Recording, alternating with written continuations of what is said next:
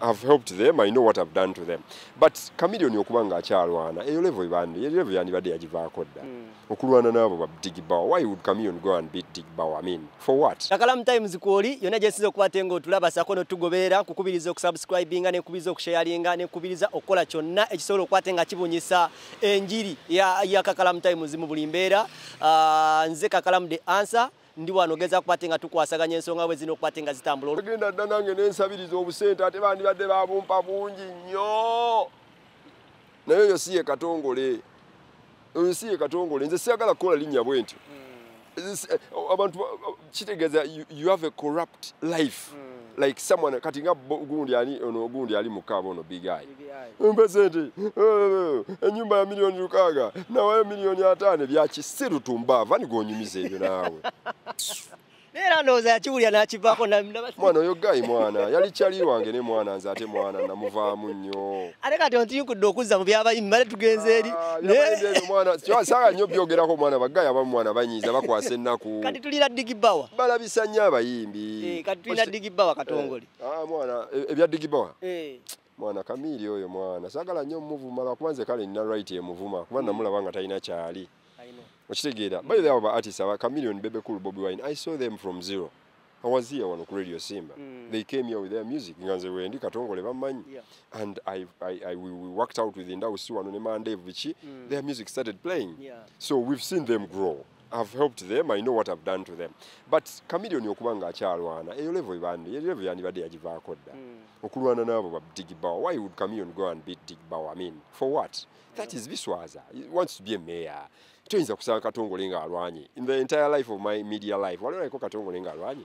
Why? Nenga teba kwata kinze. Gwe abantu banta kinze nnyo batuka n'okumpayiriza mu nakwata omwana biki ase kine nani nsobola okulwana n'engenda ku vision ne bobusajja obwo ndane bakuba ebikonde.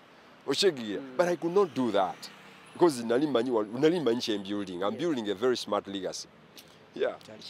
Oshegira. Yeah. Atulaba si kirungi era bawa baba baninga Chameleon ya mubani yataddamu kulinya mu studio ye tuina sipapa bonna bali mu mbeera ya bufumbo bakalabyeko ka video akabya kati olaba era basipapa gwalenda yekonze nga nyonya mbasipapa mbampe sente byebiri byenkugambye nti omuntu woba okola ekintu kino ate mu abata bali mu media mbabuulira bw'obanga olina ky'onoobeera mu maaso wali eri mu future weegendereze nnyo ebintu by'okola kati naddala ebintu ebikwatagana ne sente. Abantu bagala nnyo obusente. Nze Katongole sigamba nti nina. Nife tata waffe yatukuza omugenzi kitangi kakoze. Yatukuza nga atugamba nti mumatirenga n'aka akatono ke muyina. Matira n'omutwalo ogumu. Lwaki onoonya ezeri emiliyoni 10 enche ezigenda okufuukira ekizibu. Ofuuka omusabirizi.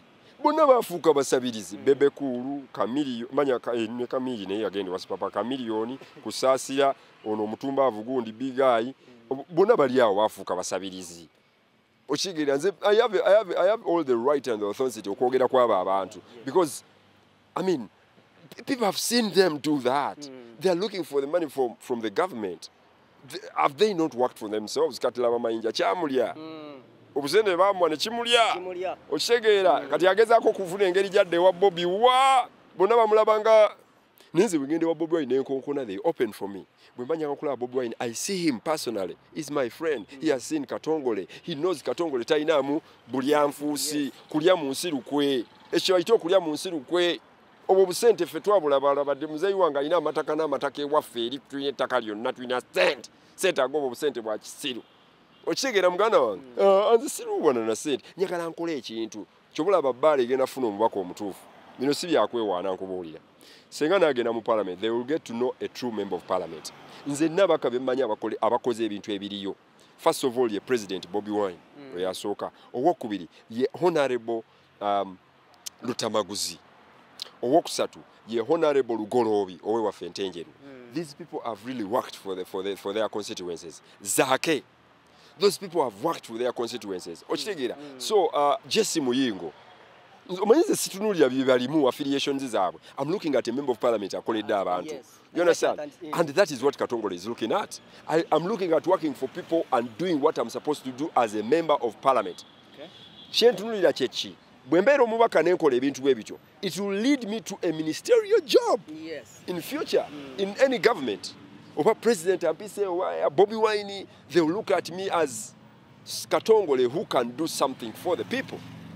You understand? Yeah, but Katongole is not looking for this small stupid money. Tip says is H0. I was seeing Sheila Gashumanga disinga Kasuku. Kasuku wajja onjisabe ekyetaano otwe kukutirizaako simanya we kukutiriza kubagaga. That is bullshit, man. I want to you a media personality nze tojja kundaba nga ndebeetalebeeta obwo obuntu obwo bujja muzali azaale se white party basemanga tebajja wano goza nalisa agendayo waliwo wano kilabu gye siyingira Katongole tekiriiyo nze tewaliwe siyingira. But you cannot see me because of my respect, because of my dignity. I'm not the money person that people go and will say Katongole bamwadde buno obusente. No. Katongole is this very straight person, and I do the right thing at the right time in the right place. Katongole kabadde kaseera kasufu nnyo okwogerako nayo muganda wange neyanza nnyo neyanze